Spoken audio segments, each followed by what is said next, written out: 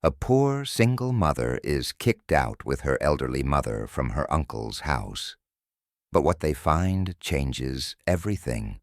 How could her own family do this to her? And was there any hope left in the world?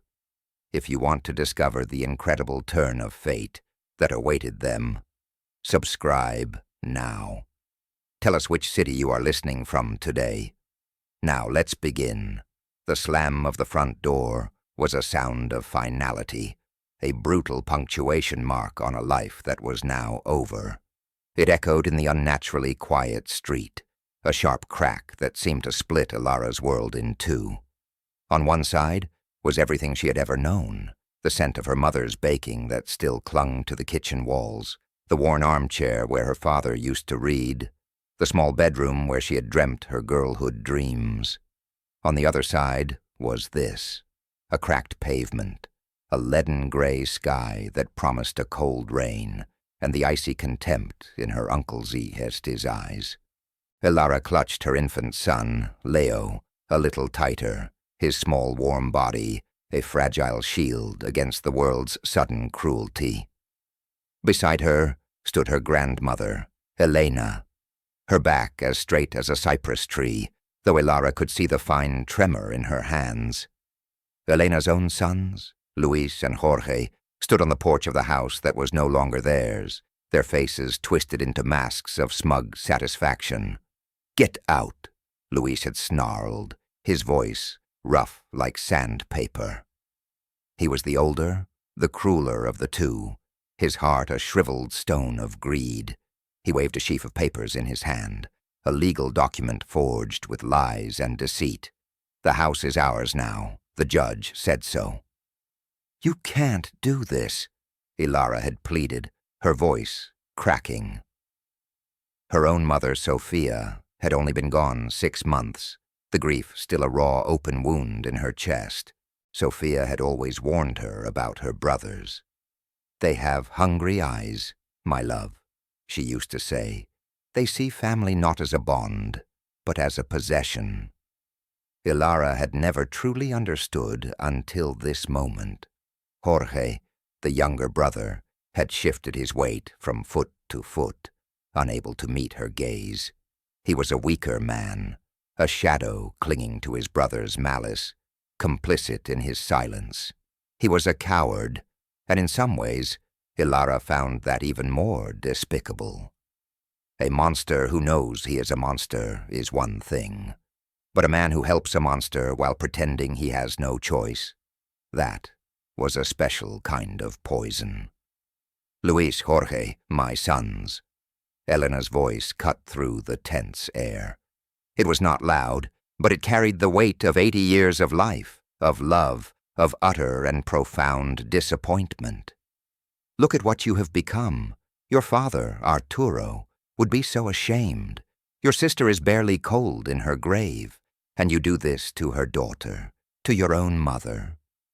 Luis let out a cruel, short laugh. It was a sound with no joy in it, only mockery. "The old woman is getting sentimental. Mother, you chose them. You chose to side with this creature and her bastard child over your own blood." He spat the word bastard like it was a foul taste in his mouth. A fire, hot and pure, ignited in Ilara's chest, burning away the pleading and the fear.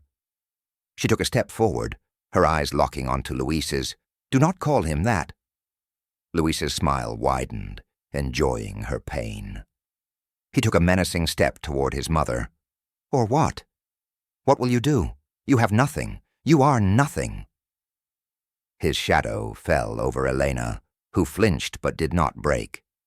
Her dignity was an invisible armor he could not pierce. "You two are a disgrace to the family name," Elena said, her voice trembling but firm. "You are a blight upon your father's memory."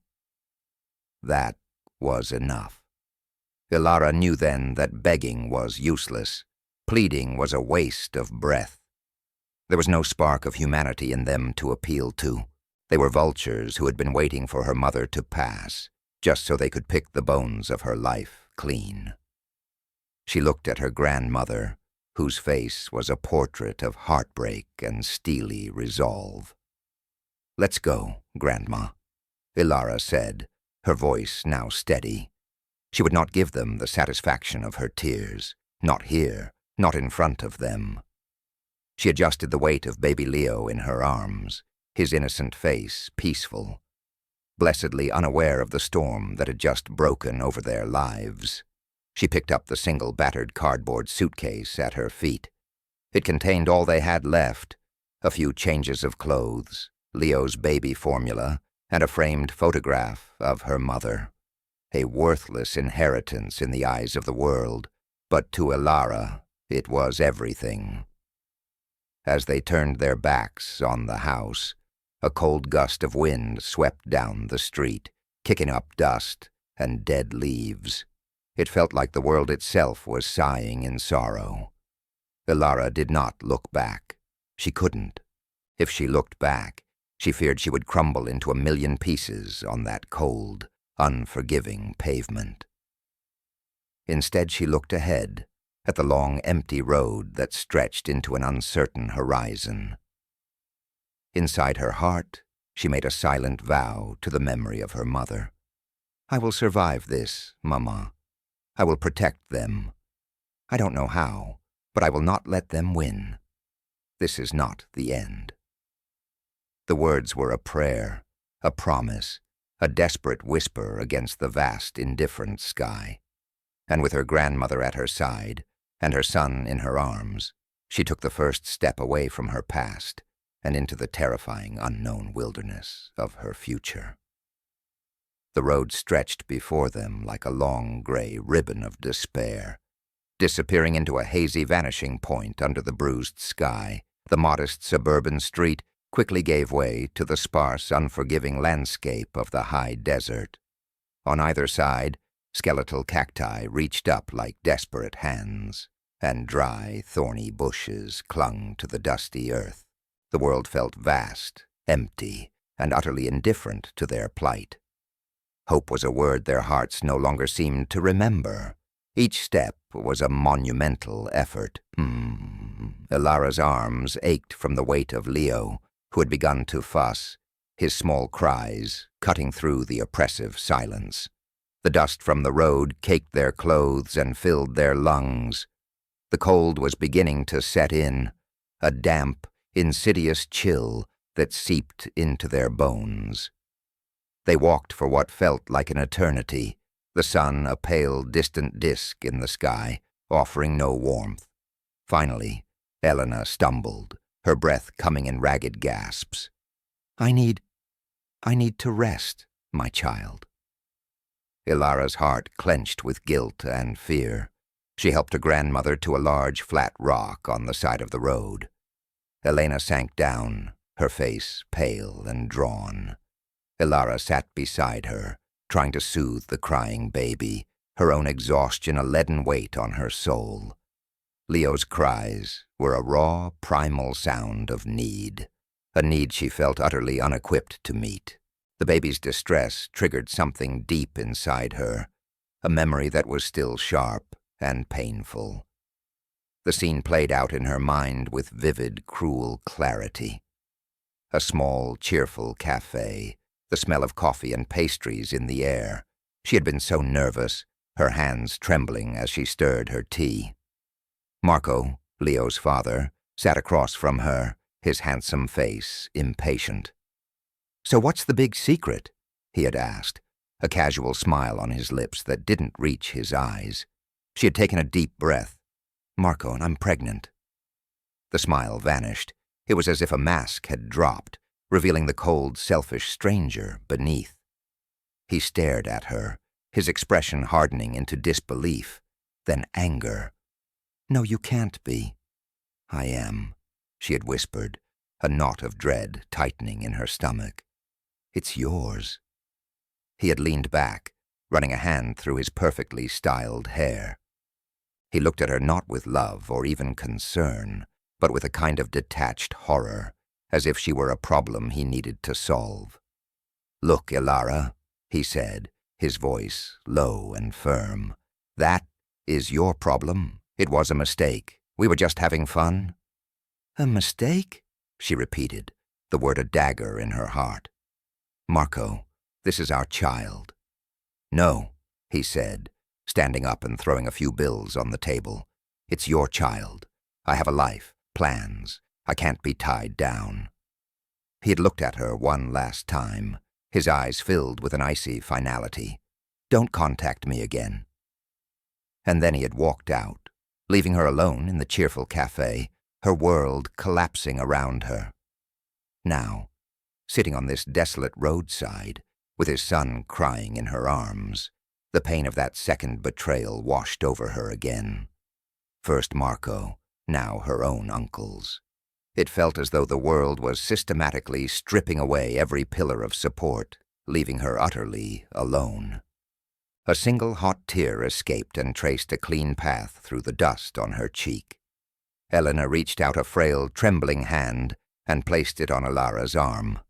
Her touch was surprisingly strong. "Do not despair, my child." Ilara looked at her grandmother, whose eyes, though clouded with age and sorrow, held a deep, unwavering wisdom. "How can I not?" Ilara's voice was a choked whisper. "They hate us. They all hate us." Elena shook her head slowly. "Hate is a poison, Ilara. It is a poison that you drink, expecting the other person to die. Do not let their poison become yours. Your strength is not in hating them back. Your strength is in him," she said, nodding toward the now quieting baby. "It is in surviving. It is in living a life so good that they become an insignificant footnote in your story." The old woman's words were simple, but they landed in Ilara's soul like seeds in fertile ground. They didn't erase the pain, but they gave it a purpose: survival. That was the goal. Not revenge, just survival. They sat in silence for a few more minutes, the wind whispering through the dry brush. Suddenly a sound broke the stillness, the distant hum of an engine growing louder. A pair of headlights appeared on the horizon, a beacon of possibility. Hope, fragile and tentative, flickered in Ilara's chest. She stood up, waving her arm frantically as the pickup truck approached. "Please, please, stop!" The truck slowed, and for a heart-stopping moment, Ilara thought they would be saved. But then the driver, a silhouette behind the dusty windshield, seemed to take in the sight of the young woman with a baby and the old woman on the rock. He shook his head, accelerated, and sped past them, kicking up a thick cloud of choking dust that covered them in a fresh layer of grime and despair. The flicker of hope died, leaving behind an even colder darkness. Ilara coughed, her shoulders slumping in defeat. It was one more rejection, one more sign that they were utterly alone in a world that did not care. But as the dust began to settle, her eyes caught something in the distance, something the truck's passing had momentarily revealed. Far off the road, semi-hidden by a cluster of overgrown mesquite and dry bushes, was a shape, a silhouette against the darkening sky. It was angular, solid. It was a roof line. It was a house. A surge of adrenaline shot through her, overriding her exhaustion. It might be nothing. It might be a ruin. It might be dangerous. But it was also the only chance they had. Night was falling, and the desert was no place to be after dark. "Grandma," she said, her voice filled with a new, desperate energy. "Look." Elena followed her gaze, her old eyes squinting. A slow nod. "Yes, I see it." "We have to try," Ilara said, her decision made. Fear was a luxury she could no longer afford. With renewed determination, she helped her grandmother to her feet, and leaving the road of despair behind, they began to walk toward the strange, lonely structure, a dark shape of unknown promise on the horizon. The walk to the house was treacherous.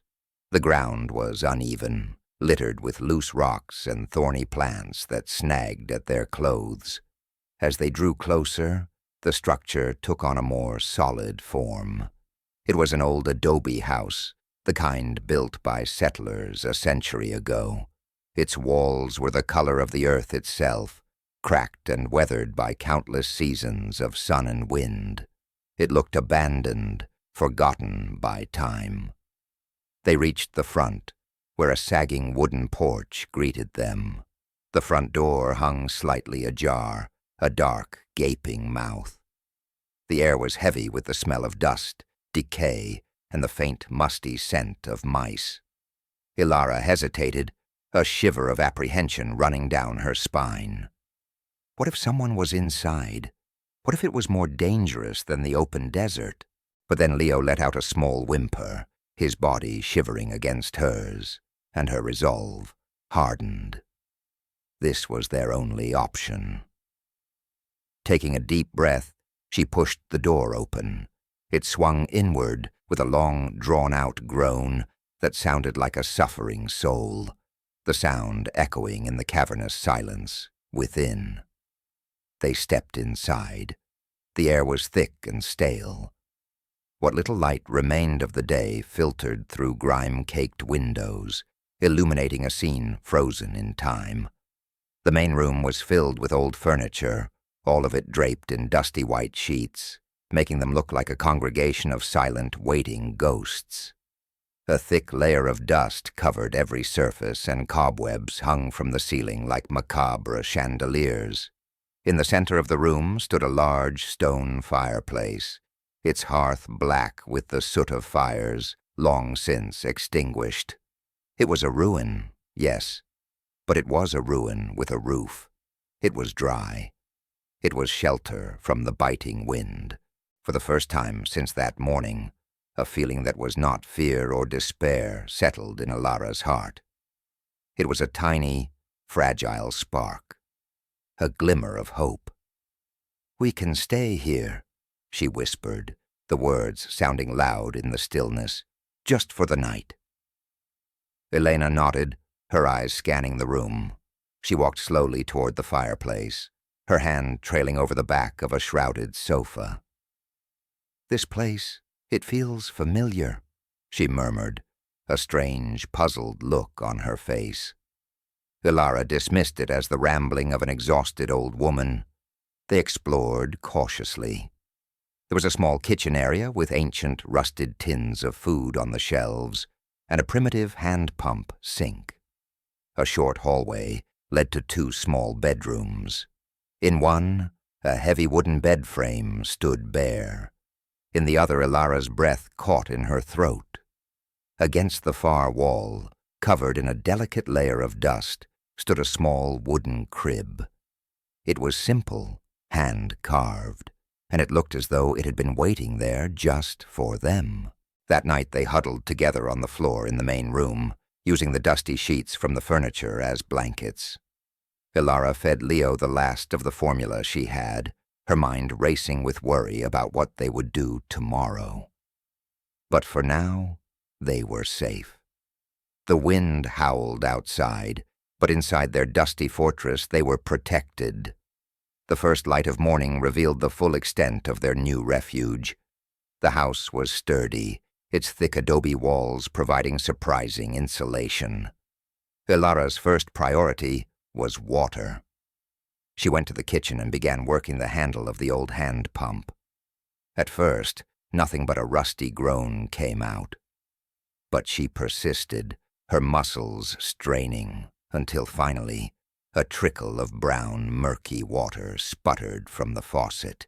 She kept pumping, her heart pounding with effort, until the water began to run clear. Clean water. It was a miracle. She found an old pot, scrubbed it clean with sand and water, and boiled a large batch over a small fire she managed to start in the hearth with dry twigs from outside. While the water cooled, she inspected the ancient supplies in the kitchen. To her astonishment, she found sealed tins of rice and dried beans. They were decades old, but they seemed preserved by the dry desert air. It wasn't much, but it was food. It was survival. The day was spent in a flurry of activity.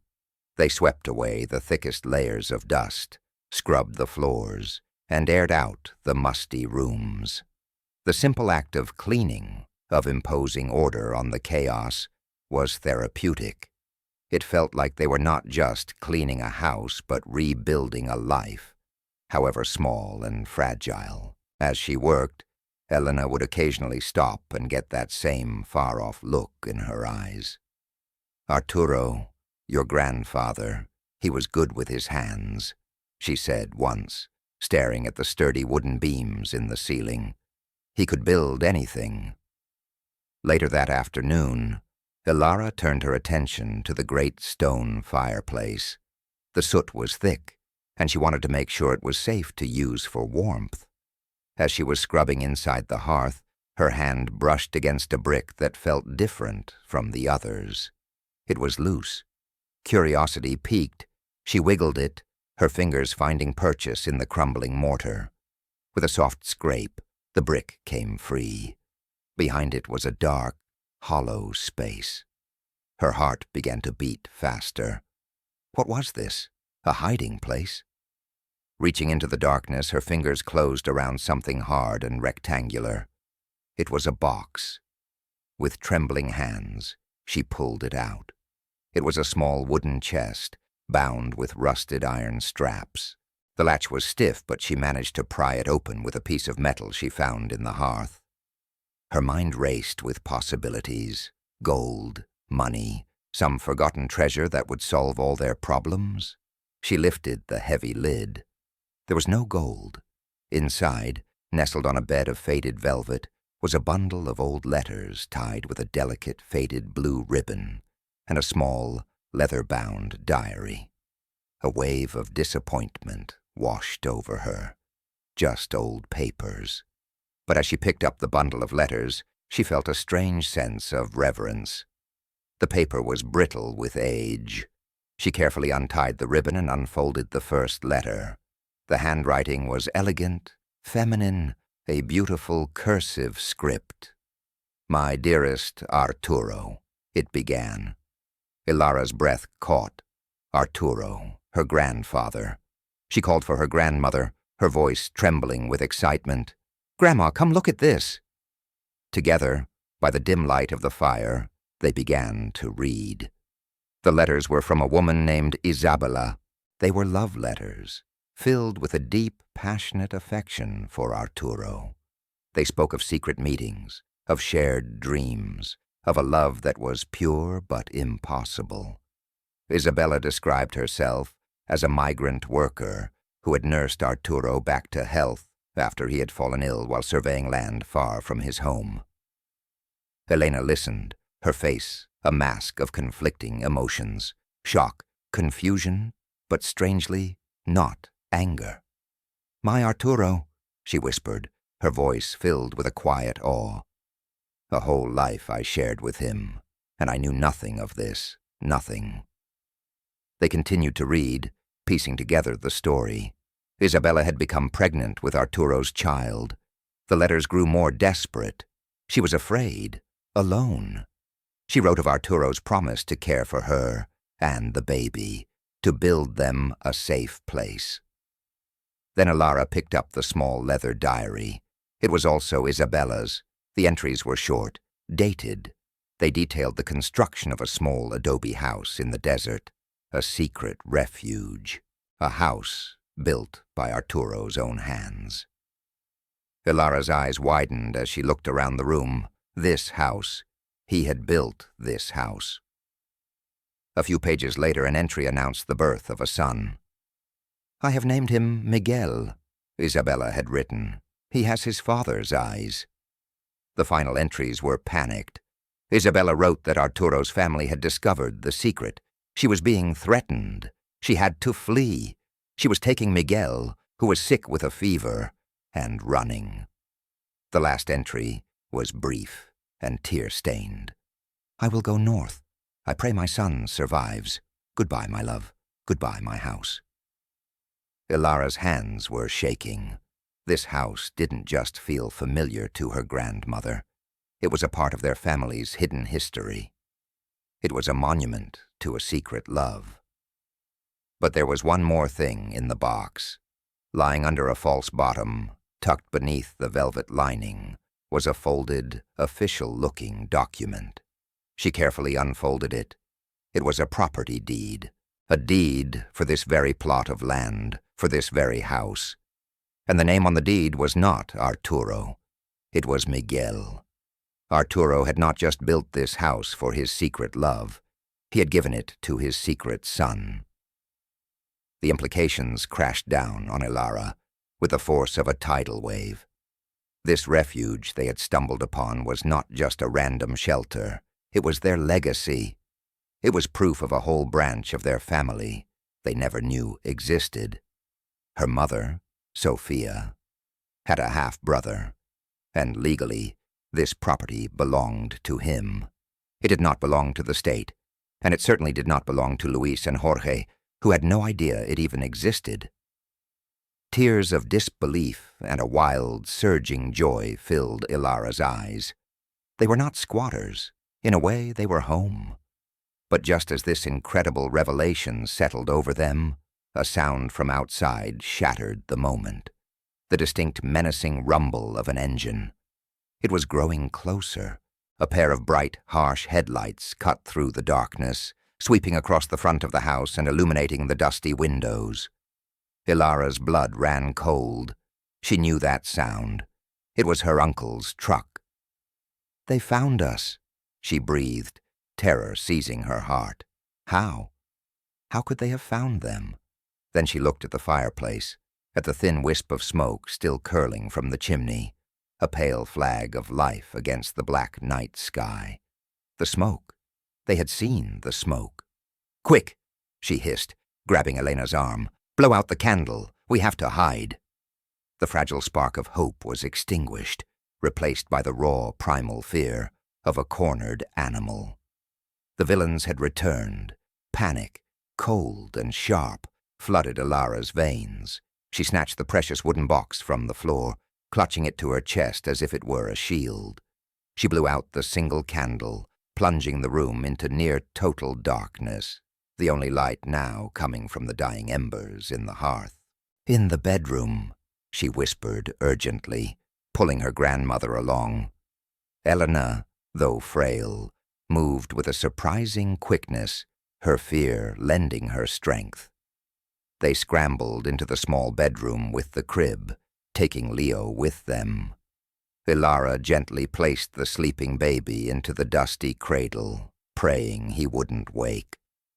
She and Elena then crouched in the darkest corner of the room, their hearts hammering against their ribs like trapped birds. They heard the truck door slam shut, followed by the crunch of heavy boots on the gravel outside. The voices were unmistakable, laced with anger and greed. "I told you I saw smoke," Luis's voice rasped. "They have to be here. Where else would the old witch and that brat go?" "This place is a ruin, Luis," Jorge's nervous reply came. "Nobody's lived here for 50 years. It's probably just some drifters." "Drifters with a baby?" Luis shot back. A heavy thud slammed against the front door, making the entire house shudder. "Open up. We know you're in there." Silence. Ilara held her breath, pressing herself further into the corner. She could feel Elena trembling beside her. Was this it? Had they found a tiny sanctuary only to have it violated by the very monsters they were fleeing? Another violent bang on the door, and this time the old wood splintered. With a final brutal kick, the door flew open, crashing against the inside wall. Heavy footsteps entered the main room. "All right, come on out," Luis bellowed into the darkness. "We know you're here. Don't make this harder than it has to be." He clicked on a powerful flashlight, its beam cutting through the gloom, sweeping across the sheet-covered furniture like a prison searchlight. Ilara's mind raced. What did they want? They had already taken the house, the money, everything. What more could they possibly take? Then she remembered the small amount of cash she had managed to hide, her mother's emergency fund. Did they know about that? Were they here to strip them of their very last dollar? Luis's beam fell upon the small fire in the hearth. "See? I told you, they were just here." He kicked at one of the shrouded chairs, sending it toppling over with a crash. "Where are you hiding? Are you going to let your mother freeze out here all night, Ilara?" The thought of her grandmother suffering was more than Ilara could bear. The protector in her, the fierce mother lion that had been awakened that morning, rose up. She could not let them terrorize Elena. Just as she was about to step out, Jorge spoke again, his voice shaking. "Luis, let's just go. This is crazy. We got the house. What more do you want?" "I want every last cent," Luis snarled. "I know Sophia had money stashed away, and I'm not letting her brat get it." His footsteps grew closer to the hallway, closer to their hiding place. This was it. There was no escape. Taking a deep breath, Ilara decided she would face them. She would not cower in a corner. But just as she stood, Luis appeared in the doorway of the other bedroom. He swept his light across the empty room, then turned toward theirs. The beam hit them. Ilara flinched, raising a hand to shield her eyes. Elena let out a small, terrified gasp. Luis's face broke into a triumphant, cruel smile. Well, well, well, look what we have here, a rat's nest." He stepped into the room, his large frame filling the doorway. He was a figure of pure menace. "Leave us alone," Ilara said, her voice shaking but defiant. She moved to stand in front of her grandmother, shielding her with her own body. "Give me the money, Ilara," Luis demanded, taking another step closer. "I know you have it. Don't play dumb with me." He reached out and grabbed her arm, his fingers digging into her flesh like talons. The pain was sharp, brutal. Elena cried out, "Luis, stop it! You're hurting her!" "Shut up, old woman," he spat, not even looking at his mother. His eyes were fixed on Ilara, burning with a deranged, greedy light. At that moment, something inside Ilara snapped. The fear, the pain, the humiliation. It all coalesced into a single blazing point of pure rage. How dare he? How dare he lay a hand on her? In front of her son, in front of his own mother. "Don't you dare touch her," a new voice said. The voice was deep, calm, and filled with an unquestionable authority. It came from the main room. Everyone froze. Luis's head snapped around, his grip on Ilara's arm loosening in surprise. Framed in the front doorway, silhouetted against the black night, stood a tall, broad-shouldered man. He held a large, powerful flashlight of his own. Its beam so bright, it bleached the color from the room, making him seem like an avenging angel descending into a den of thieves. He was dressed in simple work clothes, worn jeans, a flannel shirt, and sturdy boots. But there was nothing simple about his presence. He radiated a quiet power, an aura of competence and danger that immediately shifted the balance in the room. "What is going on here?" the stranger asked again, his voice even. He took a slow step into the house. "Is everything okay, ma'am?" He directed the question to Elena, his eyes flicking from Luis's aggressive posture to Ilara's terrified face. Luis, caught off guard, immediately became defensive. He let go of Ilara's arm and puffed out his chest. "This is a private family matter. Who the hell are you?" The stranger ignored him, his gaze still on Elena and Ilara. "I live a little ways down the road," he explained calmly. "I saw the smoke from your chimney earlier. Then I saw this truck tear up the road and heard shouting. I received a call from a neighbor about suspicious activity around this old property." It was a lie, Ilara would later learn. He was the only one for miles. but it was a brilliant and effective one. He was establishing himself as a concerned, legitimate presence. The mention of a neighbor and a potential call to the authorities visibly rattled Jorge, who took a nervous step back toward the door. Luis, however, held his ground, though his bravado was clearly faltering. The stranger's calm, unblinking stare seemed to unnerve him. "We're just having a discussion," Luis said, trying to sound reasonable. The stranger took another step into the room, his eyes scanning Luis and Jorge. "A discussion? It looked like more than that to me. I know your family's reputation in town, Luis," he said, his voice dropping slightly. "I know what you did to your sister's girl." The statement hung in the air, a direct and unexpected accusation. Luis's face paled. How did this stranger know their business? The power had completely shifted. The hunters had suddenly become the prey. "This isn't over," Luis snarled at Ilara, his voice a low, venomous hiss. He jabbed a finger in her direction. "You will pay for this." He then turned and stomped out of the house, shoving past the stranger. Jorge, looking utterly terrified, scurried after him like a frightened rat. They heard the truck's engine roar to life, tires spitting gravel as it sped away into the night. And then there was silence. The only sounds were the crackling of the embers and Ilara's own ragged breathing. The stranger lowered his flashlight, and the room was once again cast in soft shadows. He turned to her, his face now visible in the dim light. He had a kind, rugged face with intelligent eyes that held a deep sadness but also a profound strength. He looked to be in his late 40s, his hair threaded with silver at the temples. "Are you all right?" he asked gently. Ilara could only nod, tears of relief now streaming down her face. She sank to the floor, her legs no longer able to support her. The stranger didn't rush to her side, but gave her space, a gesture of respect that she deeply appreciated. He introduced himself.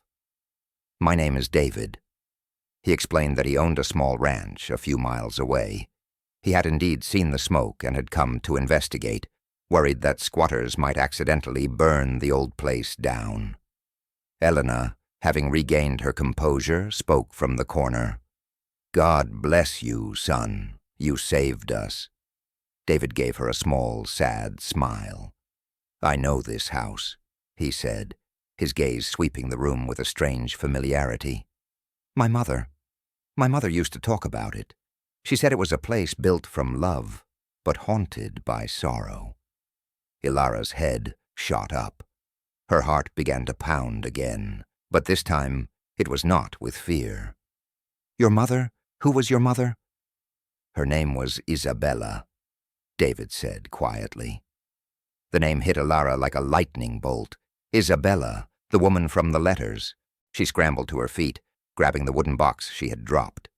"Isabella," she repeated, her voice filled with disbelief. Did she have a son named Miguel?" David's face registered shock. He stared at her, his composure finally breaking.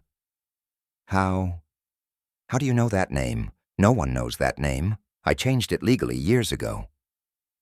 With trembling hands, Ilara opened the box and held out the bundle of letters. "We found these, here, hidden in the fireplace."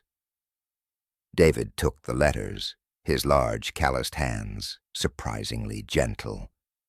He recognized the elegant cursive script instantly. A wave of emotion washed over his face, grief, wonder, a lifetime of unanswered questions suddenly flooding his mind. He sank onto the edge of the dusty sofa, his eyes scanning the words his mother had written so long ago. "She told me she was an orphan," he murmured, his voice thick with emotion. "She told me my father died before I was born. She wanted to protect me from this past, from this pain." He looked up at Ilara, then at Elena, his eyes shining with unshed tears. Ilara then showed him the diary, and finally, the deed. The deed to this house, in the name of Miguel. The truth settled over the room, immense and undeniable. This man, this stranger who had appeared like a guardian angel, was not a stranger at all. He was Miguel. He was Arturo's secret son. He was her mother's half-brother. He was her uncle. And Luis and Jorge, the men who had just threatened him, were his half-brothers. Elena walked slowly toward him, her old face a canvas of wonder and sorrow. She reached out and touched his cheek. "You have his eyes," she whispered. "My Arturo's eyes." She looked at him not as a symbol of her husband's betrayal, but as a piece of the man she had loved, a piece she never knew she had lost. "You are my husband's son. You are blood of my blood." David looked from the old woman's loving face to Ilara's, and then down at the sleeping baby in the crib. A family he never knew he had, a history that had been buried in dust and secrets. He stood up, his face set with a new fierce determination. The reclusive rancher was gone, replaced by a man who had just found his family and his birthright in the same miraculous moment. He looked at Ilara, his voice resonating with a solemn vow. "You are not alone, not anymore." He swept his arm around the room. "This is my house, which means my house is your house. They will never touch you again, I swear it." In that dusty, forgotten adobe house, under the vast desert sky, a new alliance was forged. They were no longer three desperate refugees. They were a family, bound by blood and secrets, and the shared, sacred ground of a house built from love. And they were no longer just surviving. They were preparing to fight back. The next morning marked the beginning of a profound transformation, not just for the house, but for them all. David arrived at dawn, his truck laden with supplies. It was like watching a force of nature at work. He brought a portable generator, and with a roar, the house had power for the first time in decades. Light flooded the dusty rooms, chasing away the last of the shadows. He brought food, bags of groceries, fresh fruit, milk, and most importantly, several large cans of baby formula for Leo. Ilara felt tears well in her eyes as she watched him unload it all. It was such a simple act of provision, but for her, it felt like the most profound act of kindness she had ever witnessed. It was the first time in a long time she didn't have to worry about where their next meal would come from. The work began in earnest. David was a man of immense practical skill. He showed Ilara how to properly board up the broken front door, making it secure. He repaired the cracked window panes, replaced the rotten wood on the porch, and helped her give the entire house a deep, thorough cleaning. The physical labor was grueling, but it was also healing. With every nail hammered, with every surface scrubbed, it felt as if they were not just repairing a building, but mending their broken lives. They were building a fortress, both physically and emotionally. The house slowly shed its skin of neglect and decay.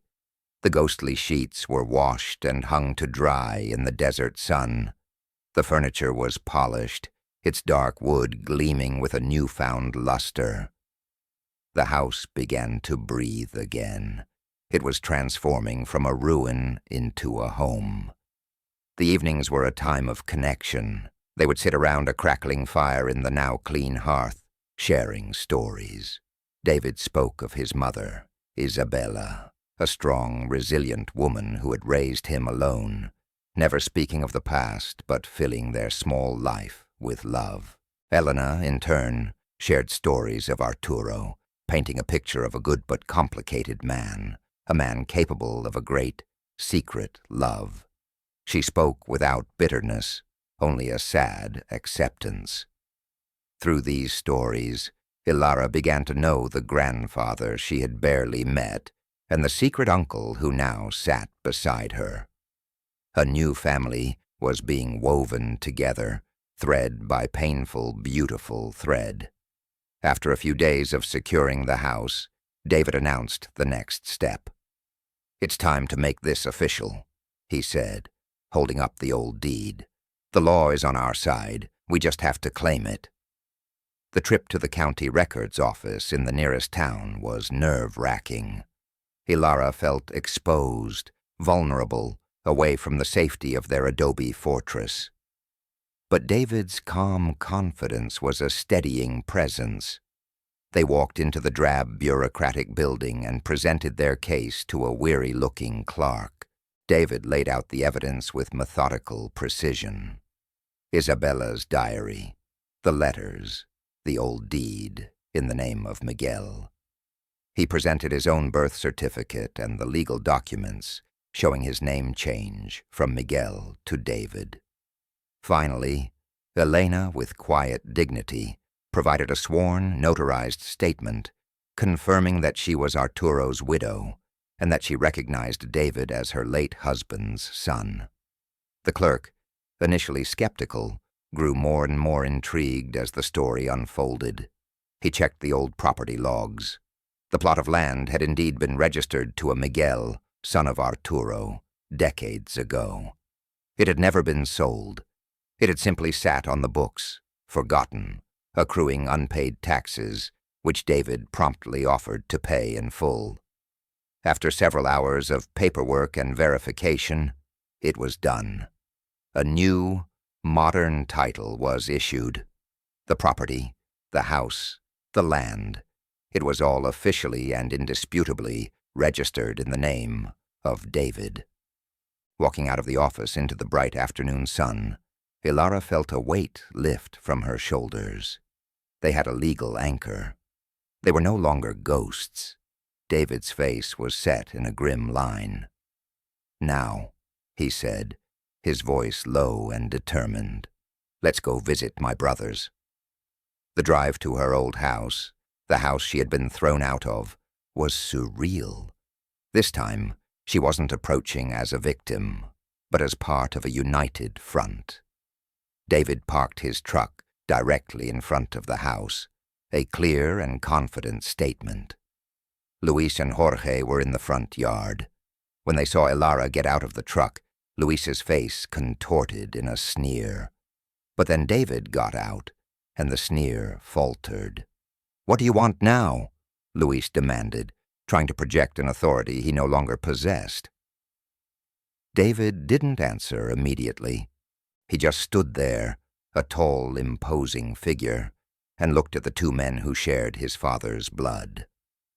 "I believe we were not properly introduced," David said, his voice calm and cold as steel. "My name is David, but the name I was given at birth was Miguel." He let the name hang in the air. Jorge's face went white with confusion and fear. Luis just stared, his mind refusing to process the information. "My mother was Isabella," David continued, "and my father was Arturo." The denial was immediate and explosive. "Liar!" Luis shouted. "My father didn't have other children. This is some trick." "Is it?" David said, taking a step forward. "Ask your mother. She knows, and I have the proof. I also have the deed to the old adobe house out on the mesa. The house my father built for my mother. The house you broke into." Jorge began to tremble, looking from David to his brother. The foundation of their greedy scheme was cracking. Doubt was a weed, and it was taking root in his cowardly heart. "Get off my property," Luis snarled, his voice rising in panic. "I'm calling the police." "Go ahead," David said with a chilling calm. "I'd welcome it." True to his word, Luis stormed inside and made the call. 20 minutes later, a police cruiser pulled up. An officer, looking bored and tired, got out.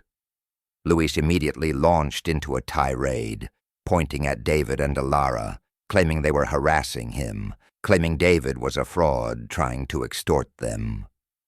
The officer listened patiently, then turned to David. "Sir, what's your side of the story?" David calmly explained who he was and why they were there. Then he produced the newly issued official property title for the adobe house. He explained that Luis and Jorge had broken into his property and threatened his family. The officer took the document, examined it carefully, and then went to his car to run the details through his system. After a few moments, he got out and walked back, handing the title back to David. His demeanor had changed. He looked at Luis with open annoyance. "The property is registered to this man," the officer stated flatly, "which means you are trespassing. You're lucky he's not pressing charges." He then turned his stern gaze on Luis. "I could arrest you right now for filing a false report and misusing police resources. I suggest you leave these people alone. This is your only warning." The humiliation was total. Luis stood there, his face purple with rage, utterly defeated by the very system he had tried to use as a weapon. He was speechless. The officer gave them a final warning look before getting back in his car and driving away. The victory was sweet, but Ilara knew it wasn't the end. The look in Luis's eyes was not one of defeat, but of cornered desperation. He was a wounded animal, and that made him more dangerous than ever. As they drove away, he stood on the lawn, watching them go, his face a mask of pure murderous hatred.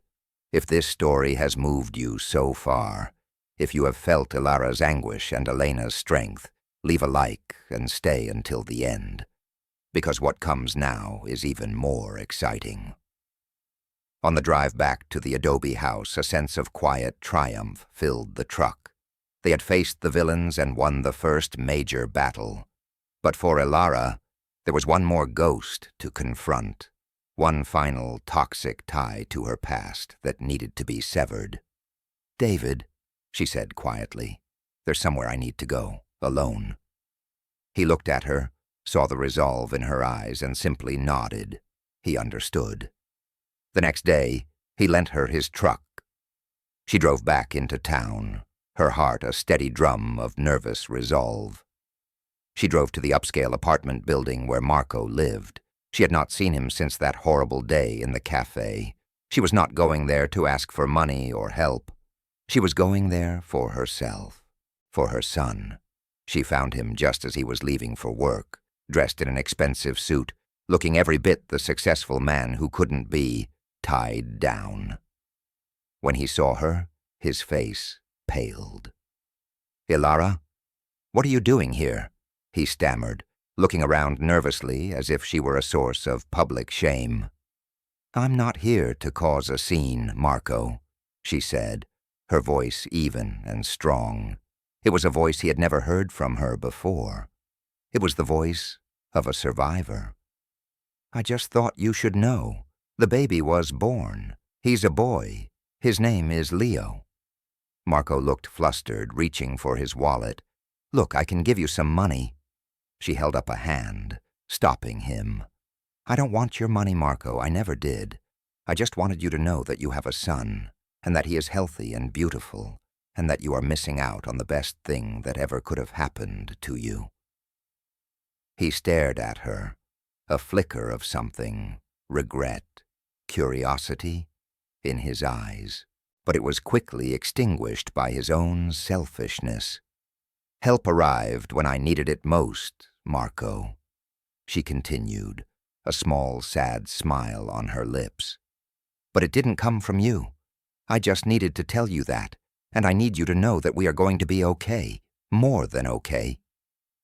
And with that, she turned and walked away, leaving him standing on the pavement, a confused and diminished figure in her rearview mirror. She didn't feel anger or sadness anymore. She felt free. The last chain holding her to the broken girl she used to be had just shattered. As she drove out of the city and back toward the open desert, she felt a profound sense of peace. For the first time, when she thought of the adobe house, one word came to mind: home. "Let's go home," she whispered to herself, and the word finally felt true. The days that followed settled into a rhythm of healing and building. The bond between Ilara and David deepened, forged in shared work and quiet understanding. They worked side by side every day, repairing the roof, planting a small garden with seeds David brought from his ranch, turning the barren patch of land into a small oasis. Ilara discovered a strength in herself she never knew she possessed. Her hands, once soft, became calloused and capable. Her skin, once pale, was tanned by the sun. She learned how to mix adobe, how to frame a window, how to read the sky for signs of rain. She was no longer just a victim of circumstance. She was a builder, a creator. David watched her transformation with a quiet admiration. He saw the fierce intelligence in her eyes, the unyielding resilience in her spirit. He was not like Marco or her uncles. He looked at her not as a problem or a possession, but as an equal. He saw her strength, and he respected it. A gentle affection began to grow between them, unspoken but deeply felt. It was in the way he brought her a cup of coffee in the morning, the way she saved him a plate of food when he worked late. It was in the shared smiles over Leo's babbling, in the comfortable silences as they watched the sun set, painting the desert sky in hues of orange and purple. One afternoon, as Ilara was playing with Leo on a blanket in the yard, the baby crawled a few feet away, pulled himself up on David's leg, and looked up at him. "Dada," he said, his first word. Time seemed to stop. Ilara's heart swelled. David froze, looking down at the small child clinging to his jeans. A slow, wondrous smile spread across his face. He gently scooped Leo up into his arms, his eyes meeting Ilara's over the baby's head. In that moment, they were not a makeshift group of survivors. They were a family. Elena watched them from her chair on the porch, a contented smile on her face. She told them more stories of Arturo and Isabella, filling in the gaps of their shared history. She talked about how David's ranch was on land that had once belonged to his mother's family, a fact he had never known. "The world," she would say with a wise nod, "is round. Things have a way of coming back." But their fragile peace was not destined to last. The hatred that festered in Luis's heart was a poison seeking an outlet. One evening, David returned from a trip to his ranch, a dark, worried look on his face. "Someone broke into my tool shed," he said, his voice grim. "Did they take anything?" Ilara asked, a knot of dread forming in her stomach. "Nothing valuable," David replied, his eyes distant. "Just some rope and a full can of gasoline." The words hung in the air, heavy and menacing. They both knew who had taken it, and they both knew there was only one reason someone would steal gasoline. Luis wasn't just going to let them be. He was planning to finish what he started. He was planning to burn their world to the ground. The final confrontation was coming. The knowledge of the stolen gasoline settled over their small home like a funeral shroud. Every creak of the old house, every howl of the desert wind sent a fresh jolt of fear through Ilara. They were living on borrowed time, waiting for the inevitable strike. David became a vigilant guardian, spending his nights awake, patrolling the perimeter of the property, his face a grim mask of concern. The warning, when it came, was abrupt and terrifying. David had driven to a high point on his own property, a bluff that overlooked the vast expanse of desert, including the small adobe house. He was scanning the area with binoculars when he saw it, the distant glint of his own brother's truck, not on the main road, but cutting across the rough, open country, heading directly for the house like a predator closing in on its prey. He knew instantly what was about to happen. He fumbled for his phone, his fingers trembling with urgency as he dialed Ilara's number. "Ilara!" His voice was tight with panic. "It's Luis. He's coming. He's not on the road. He's coming cross-country. You have to get out of the house now. Grab your mother and the baby and run for the main road. I'm on my way." The call ended. For a second, Ilara was paralyzed by sheer terror. Then, adrenaline took over. "Grandma! Leo, we have to go! Now!" she screamed, her voice raw with panic. She snatched the sleeping baby from his crib, her movements frantic. She grabbed Elena's arm, pulling her toward the door. There was no time, Taneriani, for suitcases, no time for anything, just survival. They burst out of the house into the harsh afternoon light and began to run, stumbling over the uneven ground, their destination the distant ribbon of the main road. They had to get away from the house. In Luis's twisted mind, the house was the source of all his problems. If the house disappeared, the evidence disappeared. The problem disappeared. They hadn't made it 100 yards when the roar of an engine grew loud behind them. Luis's truck appeared over a small rise, blocking their path to the road. He slammed on the brakes, skidding to a halt in a cloud of dust. He leaped from the driver's side, his face a horrifying picture of madness. His eyes were wide and bloodshot, his movements jerky and uncoordinated. He was a man completely consumed by his own rage. In his hand, he held the stolen red gasoline can. "Going somewhere?" he sneered, his voice cracking. Jorge tumbled out of the passenger side, his face ashen with terror. "Luis, no! For God's sake, stop! This is insane!" Luis ignored him, his wild eyes fixed on Ilara and Elena. He began to stalk toward them. "You!" he hissed at Ilara. "You did this, you and this old witch. You took everything from me." Elena stepped forward, her frail body trembling, but her voice filled with a mother's desperate authority.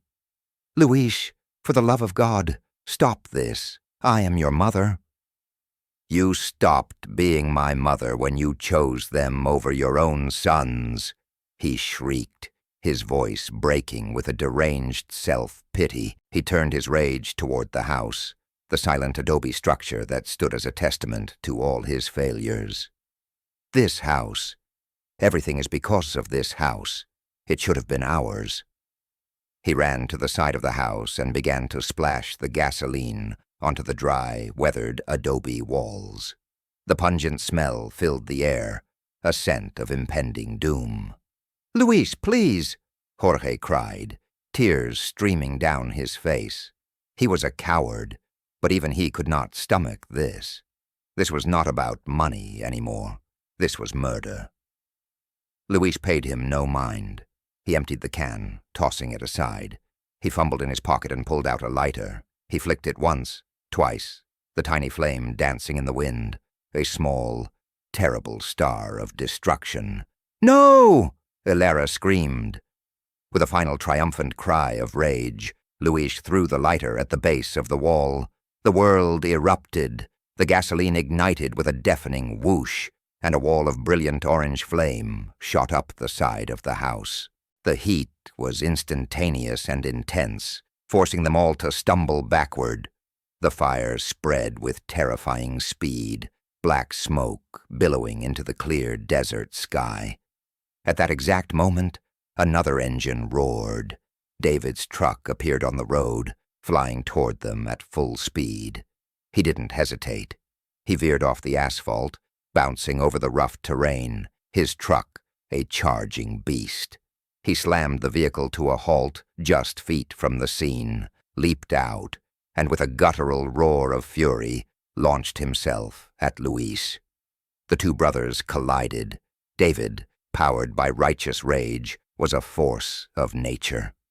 He tackled Luis to the ground, away from the fire. The two men rolled in the dirt, throwing punches, a desperate, primal struggle. But Ilara's eyes were fixed on the burning house, their home, their sanctuary, and inside, the box, the letters, the diary, the proof of their history, of Isabella's life, of David's birthright. It was more than just paper. It was their story. It was their soul. She couldn't let it burn. In a moment of pure instinctual desperation, she acted. "Watch Leo!" she yelled to her horrified grandmother, thrusting the baby into her arms. Before anyone could stop her, she turned and ran. She ran into the burning house. The heat was like a physical blow. Smoke filled her lungs, making her cough and choke. The main room was an inferno.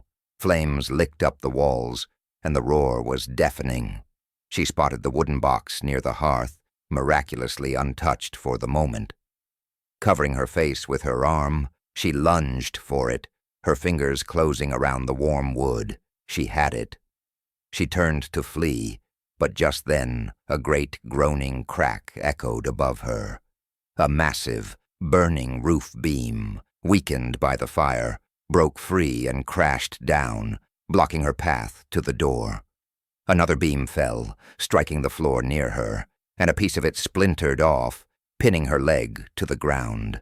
A searing pain shot up her leg. She was trapped. The smoke was getting thicker, the heat unbearable. Fear, absolute and final, closed in on her. This was it.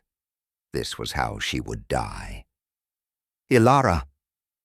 Through the roaring flames and smoke, she saw a figure. It was David. He had broken away from Luis and come for her.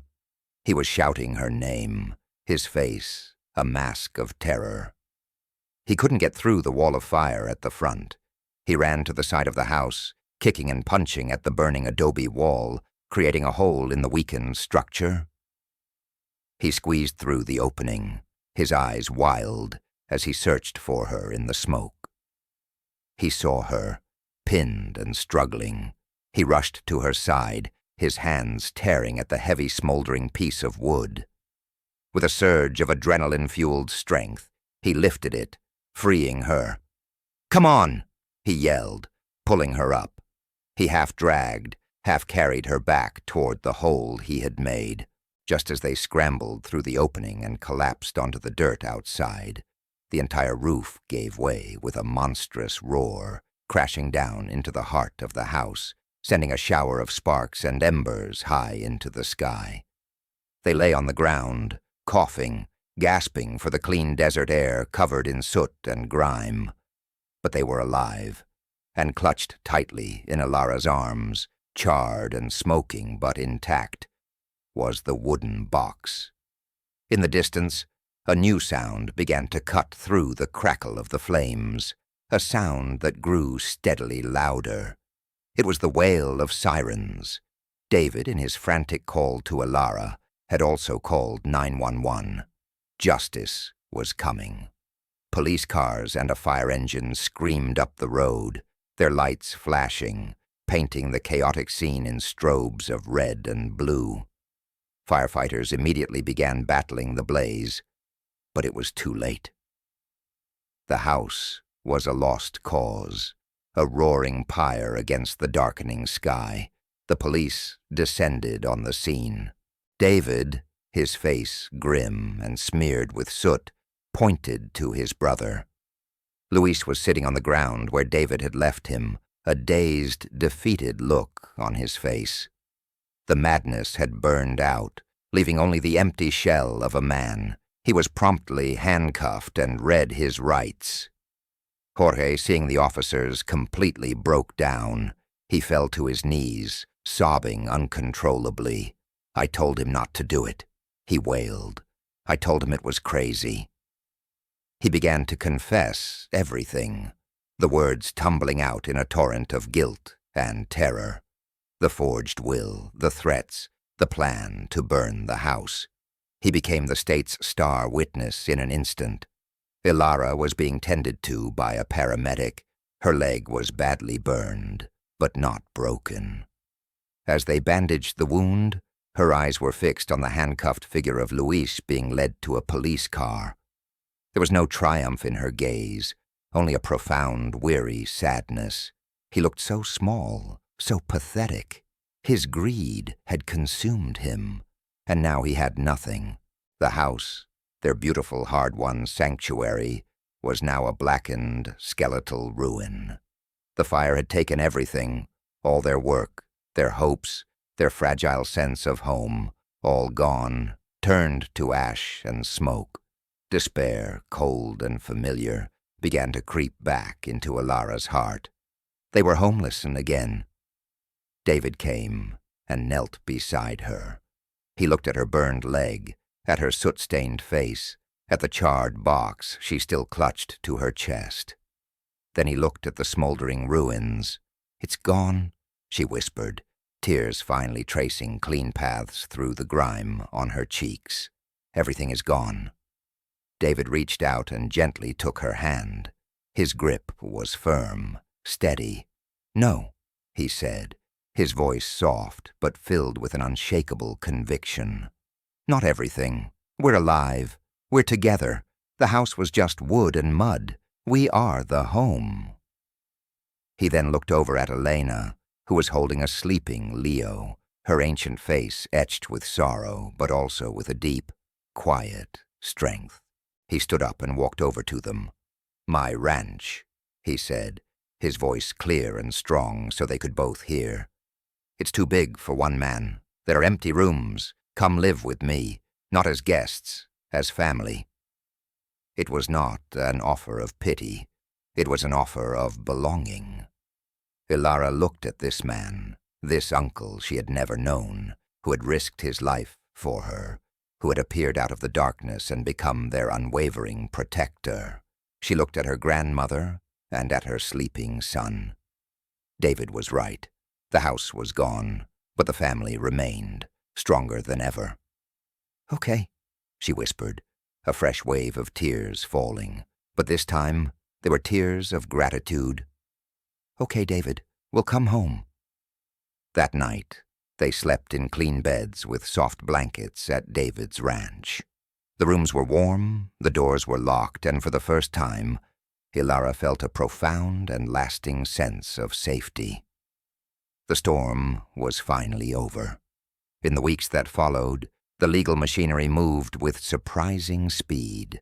A lawyer, hired by David, informed them that with Jorge's full confession and the evidence from Isabella's diary, the fraudulent will that Luis had used was officially annulled. The house in Las Cruces, the home Ilara had grown up in, was legally returned to Elena's name.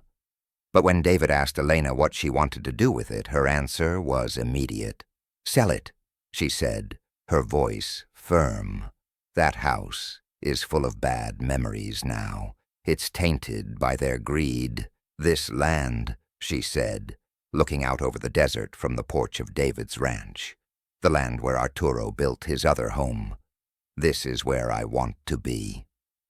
They decided to use the money from the sale to rebuild, not just to repair the old adobe house, but to build a new one in its place, on the same sacred foundation. The trial was a somber affair.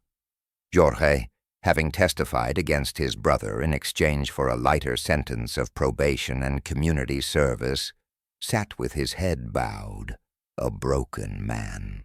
The most powerful testimony came from Elena.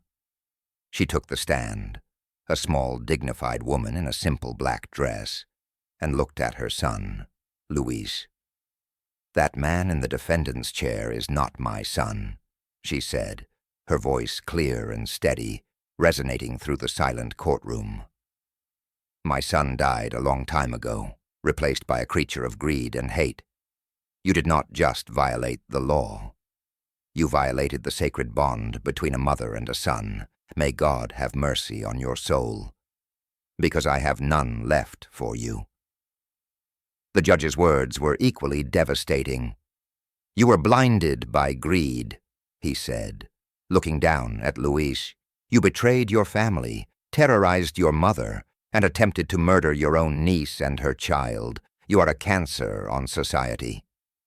The sentence was severe. 25 years in a maximum security prison with no possibility of parole. Justice, swift and absolute, had been served.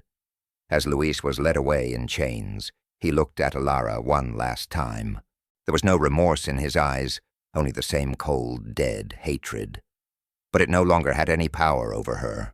He was just a ghost, a bad memory she was ready to leave behind. The rebuilding began.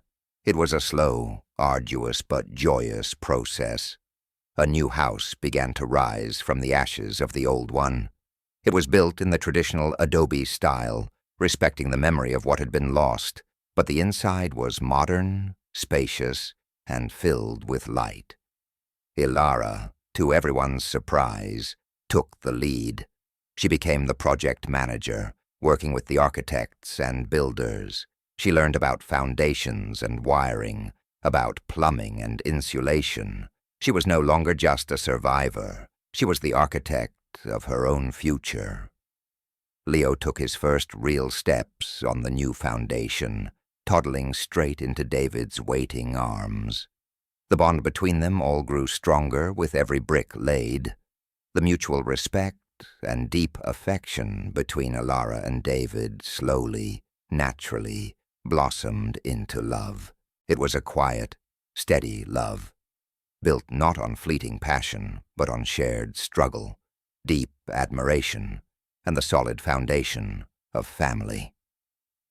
One evening, after a long day of work, they stood together on the unfinished porch, watching the stars begin to appear in the vast velvet sky. The desert was silent around them. David turned to her, his expression serious. "Ilara," he began, his voice a little shaky. "You came into my life like a storm, and you washed it clean. You gave me back my past. You gave me a family. You gave me a future." He reached not into his pocket for a fancy ring, but bent down and picked up a piece of simple twine that had fallen from one of the bales used in the construction of the garden. He looped it gently around her finger. "I know it's not much," he said, his eyes shining, "but it's from our home. Marry me, Ilara. Marry me and let's build this life together, for good." Tears of pure joy streamed down Ilara's face. After a lifetime in a storm, she was finally home. "Yes," she whispered. "Yes, David, I'll marry you."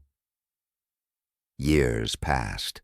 The new house stood proud and strong, a beacon of hope in the desert. The small garden had expanded into a thriving organic farm, their produce sold at markets all over the state. Ilara and David's partnership had become a successful business, a testament to their hard work and shared vision. Their family grew. A daughter named Isabella was born, her laughter filling the halls of the house. Leo grew into a kind, intelligent boy who adored his little sister and the man he had always known as his father.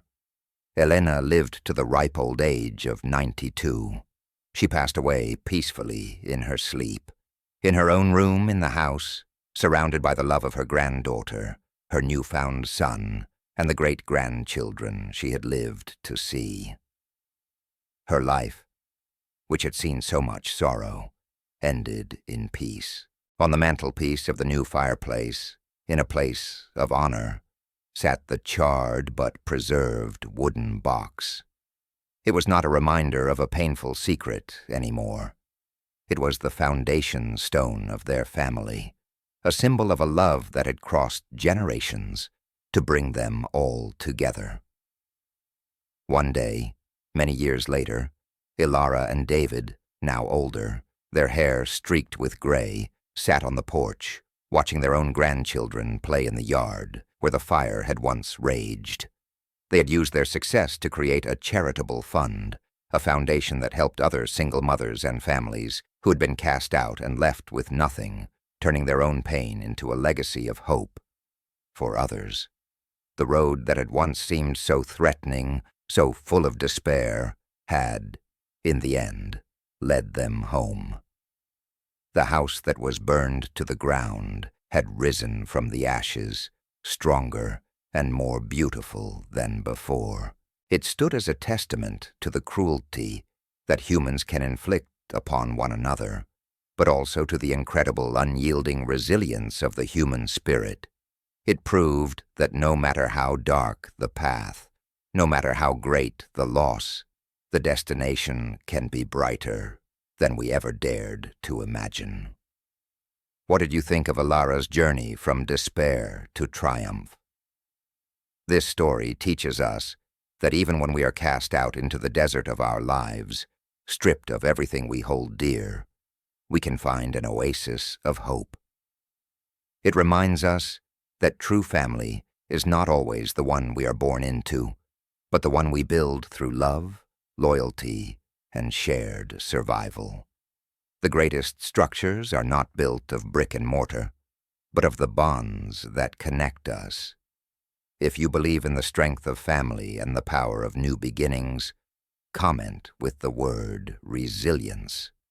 Thank you for listening to this story until the very end. We hope it has touched your heart. Leave your like if it did, and subscribe to our channel to see more touching stories like this one.